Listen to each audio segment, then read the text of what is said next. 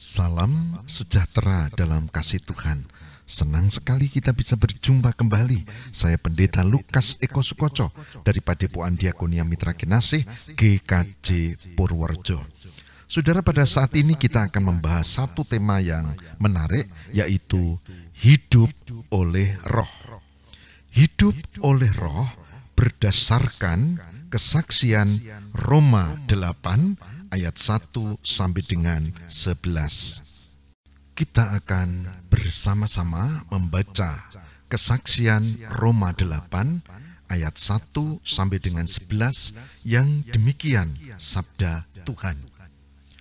Demikianlah sekarang tidak ada penghukuman bagi mereka yang ada di dalam Kristus Yesus. Roh yang memberi hidup telah memerdekakan kamu dalam Kristus dari hukum dosa dan hukum maut. Sebab apa yang tidak mungkin dilakukan hukum Taurat karena tak berdaya oleh daging telah dilakukan oleh Allah. Dengan jalan mengutus anaknya sendiri dalam daging yang serupa dengan daging yang dikuasai dosa karena dosa. Ia telah menjatuhkan hukuman atas dosa di dalam daging, supaya tuntutan hukum Taurat digenapi di dalam kita yang tidak hidup menurut daging tetapi menurut roh. Sebab mereka yang hidup menurut daging memikirkan hal-hal yang dari daging. Mereka yang hidup menurut roh memikirkan hal-hal yang dari roh. Karena keinginan daging adalah maut, tetapi keinginan roh adalah hidup dan damai sejahtera. Sebab keinginan daging adalah perseteruan terhadap Allah, karena ia tidak takluk kepada hukum Allah. Hal ini memang tidak mungkin baginya. Mereka yang hidup dalam daging tidak mungkin berkenan kepada Allah. Tetapi kamu tidak hidup dalam daging, melainkan dalam roh. Jika memang roh Allah diam di dalam kamu. Tetapi jika orang tidak memiliki roh Kristus, ia bukan milik Kristus. Tetapi jika Kristus ada di dalam kamu, maka tubuh memang mati karena dosa, tetapi roh adalah kehidupan oleh karena kebenaran. Dan jika roh Dia yang telah membangkitkan Yesus dari antara orang mati diam di dalam kamu, maka Ia yang telah membangkitkan Kristus Yesus dari antara orang mati akan menghidupkan juga tubuhmu yang fana itu oleh rohnya yang diam di dalam kamu. Ada dua kemerdekaan yang diajarkan dalam Roma 8 ayat 1 sampai dengan 11. Dua kemerdekaan. Mari kita cermati. Inilah dua kemerdekaan itu. Yang pertama, kemerdekaan dari penghukuman. Ini yang sering populer ya. Yang kedua, kemerdekaan dari keinginan daging. Ini yang jarang diajarkan. Mari kita dalami lebih lanjut. Ya, saudara, ada dua kemerdekaan. Yang pertama adalah kemerdekaan dari penghukuman. Artinya apa? Artinya orang yang di dalam Kristus penghukuman no. Itulah sebabnya yang setia di dalam Kristus, kepastian keselamatan baik di bumi apalagi di surga nanti, ya dan amin. Tidak ada yang memberi kepastian selain di dalam Yesus. Itu di Roma 8 ayat 1 sampai dengan 4. Pada bagian yang kedua, ini kemerdekaan yang kedua, yaitu kemerdekaan terhadap kuasa daging, emosi jahat, terhadap nafsu-nafsu yang enggak benar, yang bertentangan dengan kehendak Kristus. Kemerdekaan itu dijamin asal kita tetap di dalam Kristus, yaitu di dalam Roma pasal 8 ayat 5 sampai dengan 11. Mari kita dalami bersama. Yang pertama adalah kemerdekaan dari penghukuman. Apakah maksudnya? Saudara, ini banyak disinggung bahwa di dalam Kristus ada kepastian keselamatan. Tapi bagaimana itu dijelaskan? Roma 8 ayat 1 sampai dengan 4 membantu kita untuk memahami hal ini.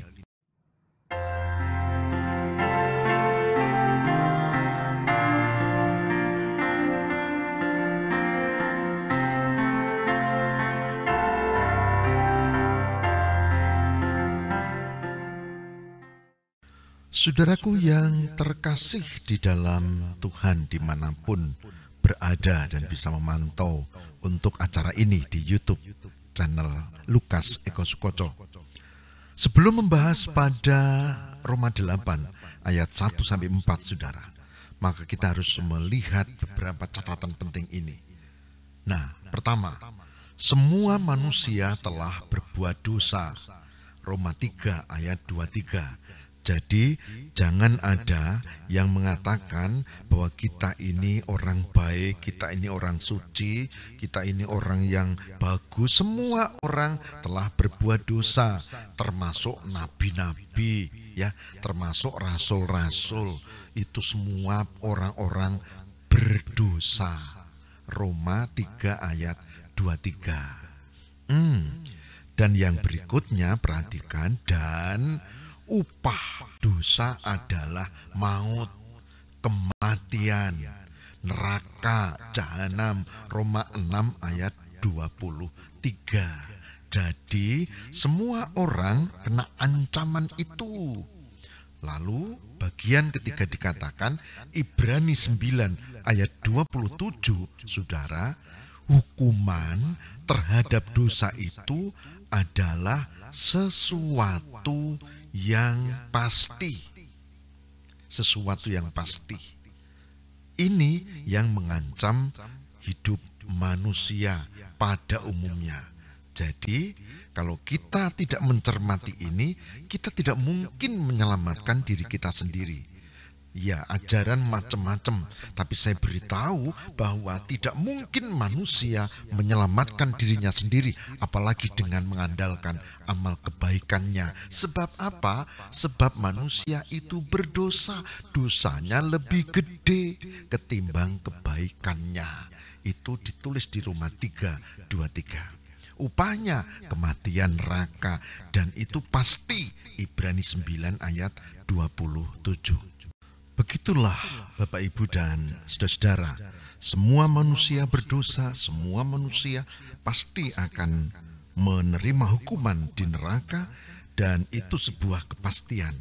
Tetapi ada jalan yang diberikan Allah di dalam Yesus Kristus, yaitu jalan keselamatan. Roma 8 ayat 1 sampai 4. Saya akan baca langsung pada nasnya, yaitu Roma 8 ayat 1 dan 2.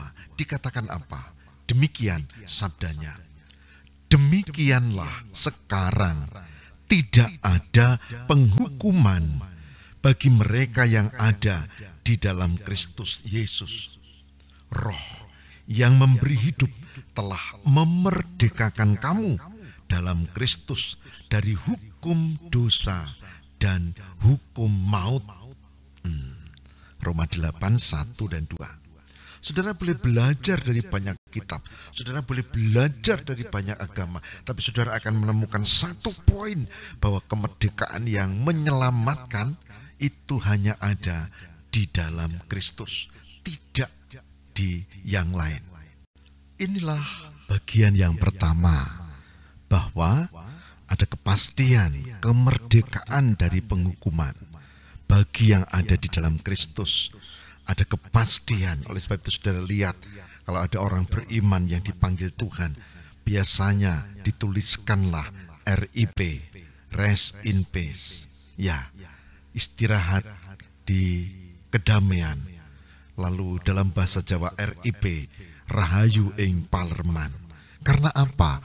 Karena kekristenan di dalam Alkitab tegas menunjuk bahwa ada di dalam Kristus berarti ada jaminan keselamatan.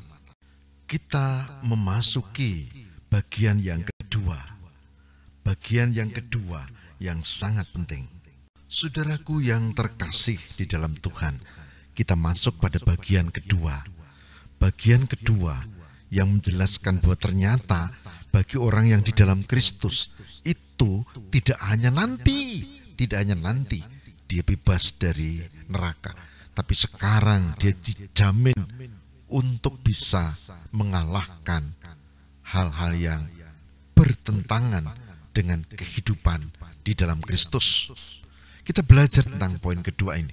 Begitulah saudara, bagi yang ada di dalam Kristus, maka kemerdekaan tidak hanya dari penghukuman, tapi kemerdekaan dari kuasa daging, dari nafsu jahat, dari hal-hal yang tidak semestinya, kenajisan, kebencian, keegoisan, dan seterusnya. Tapi pertanyaannya adalah, apakah Bapak Ibu Saudara yakin bisa menang terhadap keinginan daging? Apakah Bapak Ibu Saudara yakin bisa bebas dari keinginan harta, tahta, dari kuasa kemarahan, kenajisan, keserakahan, kebencian, keegoisan? Bukankah itu sulit, saudara? Lalu bagaimana? Jawabnya sederhana. Kalau mau menang terhadap nafsu daging, maka harus tetap di dalam Kristus. Sama seperti tadi, kalau mau bebas dari penghukuman, sampai kita kembali, sampai kita mati, harus setia di dalam Kristus. Begitu juga dengan pengaruh nafsu daging. Tapi saudara, saya beritahu bahwa ternyata ada 3 model manusia. Ada 3 model manusia. Coba, saya dan saudara, kita termasuk model yang mana? Saudaraku, ada 3 model manusia. Dan model yang pertama adalah manusia yang belum diselamatkan. Saudara garis bawahi, belum diselamatkan. Dalam Roma 8 ayat 5 sampai 8 dituliskan, sebab mereka yang hidup menurut daging memikirkan hal-hal yang dari daging, mereka yang hidup menurut roh memikirkan hal-hal yang dari roh. Karena keinginan daging adalah maut, tetapi keinginan roh adalah hidup dan damai sejahtera. Sebab keinginan daging adalah perseteruan terhadap Allah, karena tidak takluk kepada hukum Allah. Hal ini memang tidak mungkin baginya. Saudara, Roma 8 ayat 5 sampai 8. Ini model yang pertama. Mungkin kita termasuk atau mungkin tidak. Jika termasuk model pertama, yaitu manusia yang belum diselamatkan, nah, saudara harus bertobat kalau mau selamat. Tidak ada cara lain. Saudaraku yang terkasih di dalam Tuhan, pada bagian pertama tadi kita membahas tentang model manusia yang belum diselamatkan, yaitu yang belum percaya bahwa Isa adalah Al-Masih, bahwa Yesus adalah Kristus, bahwa Yehosua adalah Hamasya.